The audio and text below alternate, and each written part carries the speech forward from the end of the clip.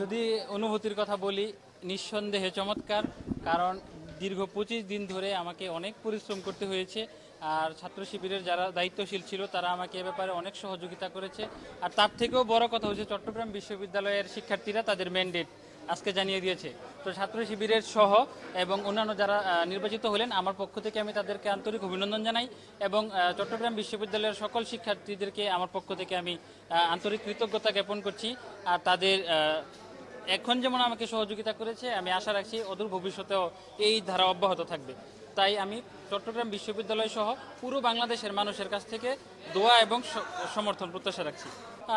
এখন পর্যন্ত প্রতিবন্ধকতা কখনোই কোনো কাজের জন্য বাধা হয়ে যেহেতু দাঁড়ায়নি, আমি 100% গ্যারান্টি দিয়েই বলছি, আমি আশা রাখছি এবং আমার এতটুকু বিশ্বাস আছে অদূর ভবিষ্যৎ আমার ভবিষ্যতেও কখনো আমার এই প্রতিবন্ধকতা কখনো বাধার কারণ হয়ে দাঁড়াবে না। আর আমার বিশ্ববিদ্যালয়ের প্রতিবন্ধী শিক্ষার্থী ভাই বোনদের জন্য একটি ব্রেল প্রিন্টারের ব্যবস্থা আমাদের তরফ থেকে আমরা সর্বোচ্চ চেষ্টা করব করার জন্য যত দ্রুত সম্ভব। তাছাড়া হচ্ছে বিশ্ববিদ্যালয়ের শিক্ষার্থীদের বিভিন্ন রকমের সমস্যা রয়েছে, আপনারা জানেন এই বিশ্ববিদ্যালয়টি আসলেই বিভিন্ন সমস্যা দ্বারা মানে বেষ্টিত আর কি। তো এই সকল বিদ্যমান সমস্যাগুলো নিয়ে কথা বলবো আমি, এই জন্যই আজকে এই জায়গায় আসা।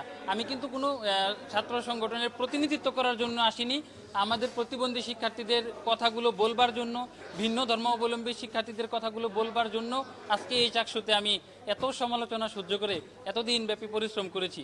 আজকে আমার পরিশ্রম সার্থক হয়েছে, আমি এই জন্য সৃষ্টিকর্তার প্রতি অশেষ কৃতজ্ঞতা জ্ঞাপন করছি। পাশাপাশি চট্টগ্রাম বিশ্ববিদ্যালয় সহ পুরো বাংলাদেশ এবং আমাদের যারা অন্যান্য দেশে থাকেন তাদের সবাইকে আমার পক্ষ থেকে আন্তরিক অভিনন্দন এবং শুভেচ্ছা জানাচ্ছি। সমালোচনার কথা যদি বলি, আমাকে পাকিস্তানি বলা হয়েছে, রাজাকার বলা হয়েছে, আমার মা বাবা এমনকি আমার মানে গোষ্ঠী সহ, আমি কি বলবো আসলে 14 গোষ্ঠী সহ গালিগালাজ করা হয়েছে। আমাকে মানে জন্মসূত্র জন্ম পরিচয় নিয়েও অনেক কথা আমাকে বলেছে মানুষ। তো আমি শুধু সহ্য করে গেছি। আমার কথা হচ্ছে যে ভাই, যে ব্যক্তিটা আসলে ভুক্তভোগী সে ছাড়া আসলে এটা অন্য কেউ বুঝবে না।